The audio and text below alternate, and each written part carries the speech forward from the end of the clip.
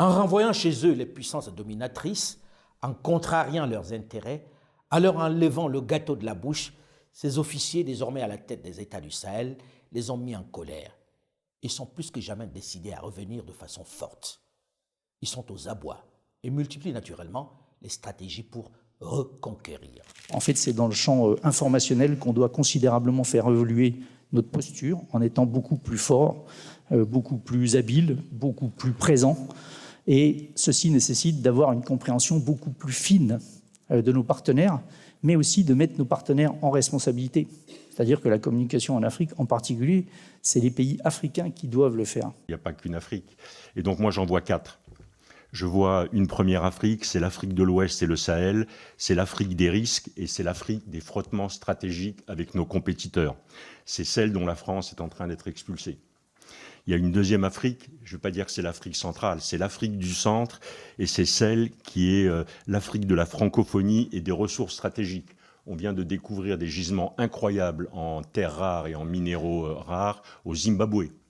Et les Chinois y sont déjà, les Russes y avancent. Je ne pense pas que des sociétés françaises aient déjà examiné leur engagement au Zimbabwe.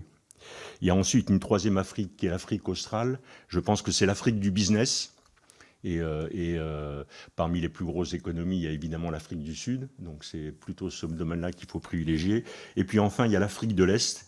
Et pour moi, l'Afrique de l'Est, c'est l'Afrique des flux commerciaux entre le canal du Mozambique, entre la mer Rouge, entre ces lignes-là. Et c'est ça qui sont les priorités. C'est bizarre, ça a un air de déjà vu, non? Des airs d'une conférence en 1885 à Berlin, non? Avec ce coup-ci, un acteur qui n'était pas là à cette période-là du 19e siècle et qui est devenu le maître du monde. La Chine et les États-Unis devraient être des partenaires plutôt que des rivaux. Nous devrions nous entraider pour réussir plutôt que de nous nuire mutuellement. Nous devrions rechercher un terrain d'entente et réserver nos divergences plutôt que de nous lancer dans une concurrence vicieuse. Nous devrions honorer les paroles par des actes plutôt que de dire une chose et de faire le contraire.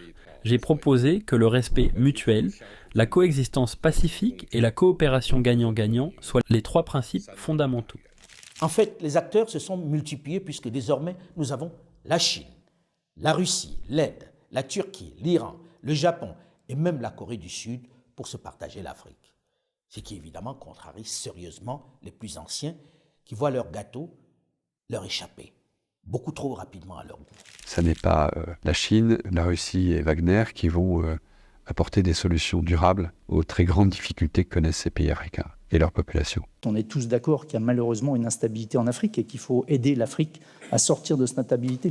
Rien de bien surprenant dans l'argumentaire, rien de nouveau sous le soleil, même si le discours reste paternaliste, même si l'arrogance est toujours aussi forte, même si certains parlent encore d'aide, alors que tout le monde est conscient qu'il s'agit d'abord et seulement d'intérêt. Les contrariétés, j'allais dire, les humiliations n'ont manifestement pas modifié le logiciel. Si notre pays a l'intention de continuer à peser ou de conserver une forme d'influence dans cette zone-là, il est clair que ça n'apparaîtra pas dans les champs physiques. Je pense que l'option militaire, ou la présence militaire, ou la visibilité militaire ne sera plus un critère pour développer cette influence. Je pense qu'elle reposera sur les champs immatériels. Il faut passer d'une stratégie démonstrative et bruyante à une stratégie discrète et une stratégie d'accès. C'est à mon avis ça l'enjeu. Il faut que l'on travaille avec les médias locaux. Et donc il faut qu'on trouve comment on va conserver une relation avec nos partenaires africains, continuer à les aider, mais pour autant sans que dans le champ informationnel, finalement, la France et les armées françaises, ce qu'elles produisent de positif soit complètement dégradé. Eh bien voilà ce que l'on pourrait faire. On pourrait se faire demander, évidemment, ce n'est pas une offre, mais on pourrait se faire demander que l'ensemble Port-Bouët, port, aéroport d'Abidjan et Lomé Nord soient transformés en camp multinational de mise en condition opérationnelle des contingents qui vont participer à des opérations, que ce soit des contingents africains ou que ce soit des contingents européens. Voilà ce qu'on pourrait faire. Et dans ce domaine-là, comment on fait pour baisser la visibilité d'un projet comme ça? C'est extrêmement simple. GEOS l'a fait en Afghanistan, GEOS l'a fait au Mali pour assurer le fonctionnement et la vie d'un camp. Ensuite, DCI est capable de faire de la formation sans porter spécialement des uniformes français. Expertise France est capable de faire le reste. Et là, on a un projet, dès lors que les Africains nous le demanderaient, qui serait d'abord intégré avec tout ce qu'on est capable de faire sur les mines, sur la formation médicale, sur la formation militaire, sur la livraison de matériel. On peut aller plus loin, on devrait aller plus loin.